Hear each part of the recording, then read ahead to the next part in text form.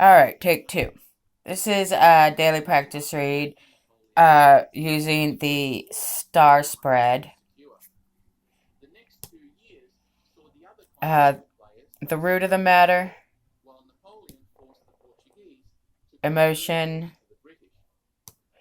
intellect slash career. The top of the matter, or what's crowning, the unconscious, and the heart of the matter. Now, the heart of the matter, this is at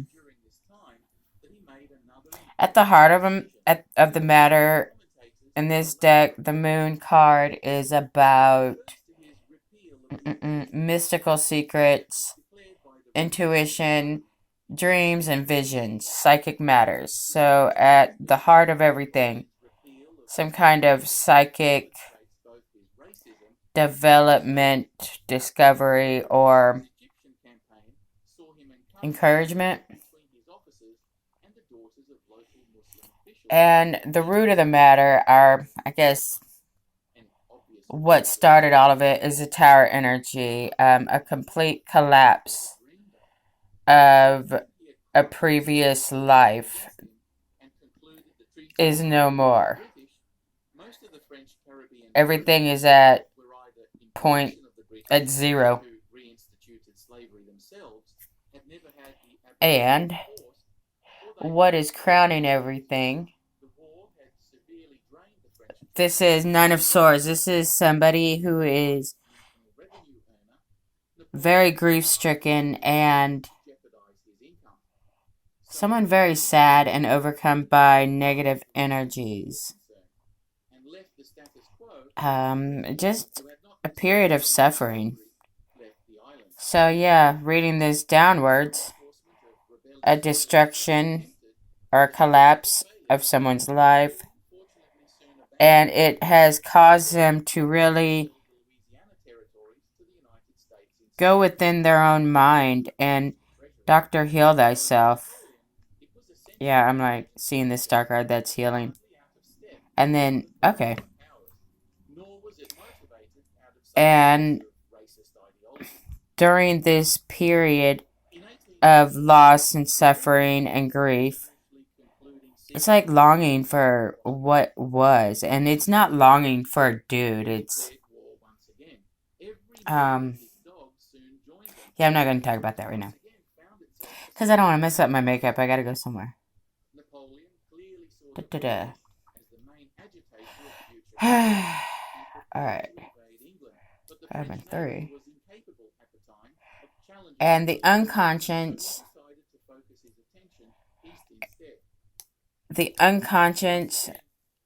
in an area of intellect or career.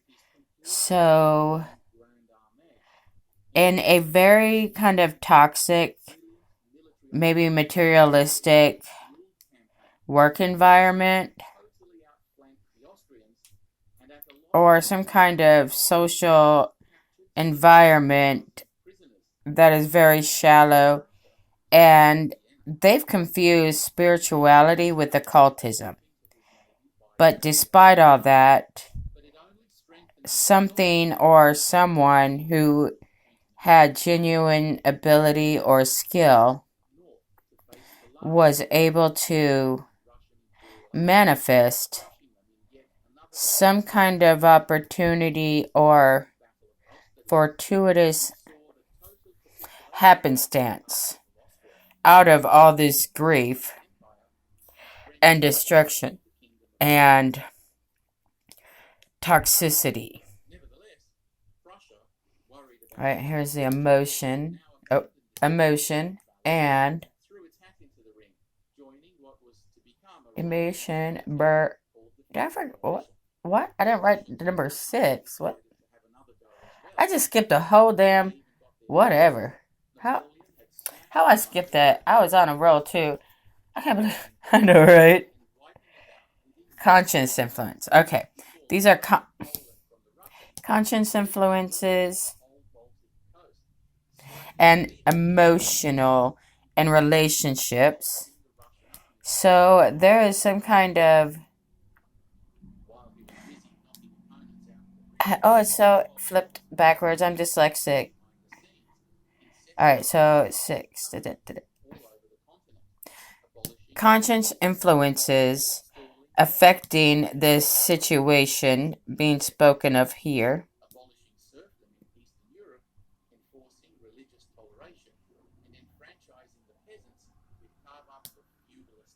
Healing energy, star energy, astrology, powers of divination,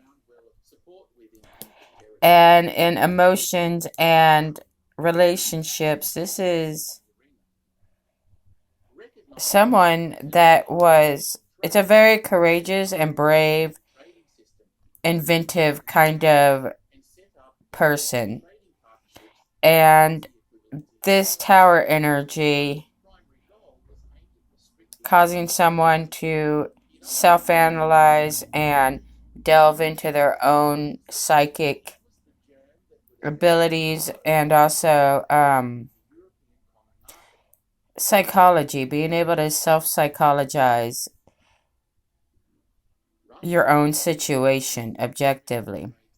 And I'm seeing it go this way and that way. So, all right, let me get out of that little box where I need to just flow, bitch, flow. So, in this toxic environment that has confused spiritualism with occultism, despite that, this can also be about hidden or behind the scenes kind of drama or conflicts or deception, uncovering deception or falsity, and being able to heal and withdraw from that toxic environment despite not being able to leave it. Being able to separate oneself from outside toxicity. To really focus on yourself and not worry about other people at all, because apparently everybody else is lost anyway. So you're gonna ask a bunch of lost people for directions? I mean, just God, people are like crazy right now. All right. Anyway, and then I'm noticing here something being manifested or a skill that was developed, an opportunity that was created out of utter destruction, out of the rubble rose the ashes of a very courageous and noble search that uncovered and revealed the truly toxic and false people that were surrounding them. And despite some kind of like sabotage, gossip, or malicious people trying to inhibit or trying to meddle in things that really are within their control. What is to be will be, and people really just don't understand that they are not in control of the universe. And like being jealous of the love a man has for a woman, just because you stole that man, you didn't steal the love that he had for that woman. You just stole a person. So you still didn't acquire what you wanted, which was to be loved and adored genuinely by someone of significance to you. So it's like the way that they interpret envy is absurd. Like it's really kind of like a retarded child not understanding that, yeah, their mom put cookies in their lunch bag, but smashing them, because you're jealous, I mean, you still didn't get those cookies, and your mom still doesn't love you enough to put cookies in your lunch, and now all you did was smash some cookies. Like, but that's their behavior. They're not actually goal oriented. They're not trying to obtain or acquire something. They just don't want someone else to acquire something. So not only have they have spent all their energy blocking someone from something that was none of their business, and they still didn't get anything. Yeah, it's like like they really are retarded. Like I am just like, wow, like how does that compute in your head? I mean, that's a lot of effort and energy to act like a spoiled brat publicly. And it's just allowing people to uncover and reveal themselves.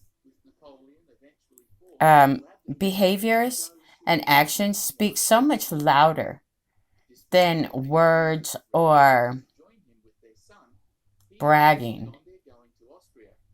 A lot of talking, but they have no idea. They're just talking just to talk. Anyway, so being able to extract yourself and tune that out. And every time I like listen to some readings, I get like annoyed by it all over again because I don't care what they're plotting and I don't care if he misses me because he doesn't actually miss me. He just doesn't want me to be with someone else. Never mind that he has been with numerous other someone else's, had sex everywhere, has nothing to show for it, and he doesn't have me. And I don't, he doesn't. Like, he doesn't miss me. I don't know why they're relaying messages from someone that cheated. It's nonsense. So why are they wasting everybody's time by relaying these messages that mean nothing? Okay, like let's say, for the sake of an argument, that I do go back to him and I forgive him. But then what? He didn't actually mean it because he didn't actually love me at any time. He thought he did. I thought he did, or maybe at that time, whenever it's convenient, he loved me. But even at his best, when he did love me, he didn't and wouldn't pay for nothing. Oh, he did pay for Christmas, but that was with some stolen. That was a fucked up story. But I never even saw him pay for a pizza. I never even saw him say thank you. And even at the best of times, he was ugly. Like ugly from like the very core center of his being, nothing noteworthy or redeeming or positive within him. No talent, not funny, not kind, not anything. Contributed nothing. This dude sat and ate off my food card, slept in my bed, lived in my parents' house, and then whenever his truck broke down, which he wasn't even paying for, he didn't even bother fixing it. Motherfucker just stopped. Like, yeah, and so y'all really need to stop like encouraging women, oh, you should forgive, or like even it doesn't matter why. It doesn't matter the plot. It doesn't matter who said what to and why he did it. He did it. And so it's like, no offense, David, but I'm not going to be able to like listen to any more tarot readings. If you want to communicate with me, you need to do it like a grown ass man and use a phone. Like at this point it's like messenger. Because I can't watch your show because you got like all these petty, jealous, possessive women that don't see you as a human. So yeah, they treat you like you're like a poster or something. Like I don't know, but this current means of communication is at a point now where And even in matters of spirituality, mystical abilities, or hidden knowledge, secret knowledge, there's always one foot solidly tethered to reality. It's like a kite. You don't just throw a kite into the air and it just floats around. No, it is tethered to your finger on the ground. So you're going to have to find a tangible, earthbound, meaningful form of direct, honest communication and talk to me, you know, like a human instead of relying on telepathy and, you know, YouTube readings because I'm not interested in watching them. I don't even want to run the risk of even hearing that karmic douchebags opinions, thoughts, feelings, desire. The fact that he doesn't want me to, or can't stand the thought of, or won't let me go, or wants to hang on. No, he's not hanging on. And he let go fully and successfully 2 years ago. First of all, whenever there was a status relationship with that generic version of me, and then the two sex tapes that I received, one of him getting a blowjob from an old lady, and then the one with his baby mama who's always pregnant for the sixth time with someone else's kid. And then, a couple of other painful reminders that any attempt at communicating with him was completely damaging and pointless. So, yeah, he's not hanging on.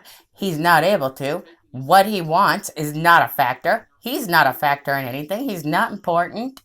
And so, yeah, I'm going to have to stop listening to general tarot readings because, well, I don't want a general reading. I don't want to hear other people's mess, and I don't want to, like, have to shift and sort and, you know, filter through a reading for some tidbits that may or may not pertain to me, that may or may not be from a dude that, a slutty guy that has no morals or talents. Like, yeah,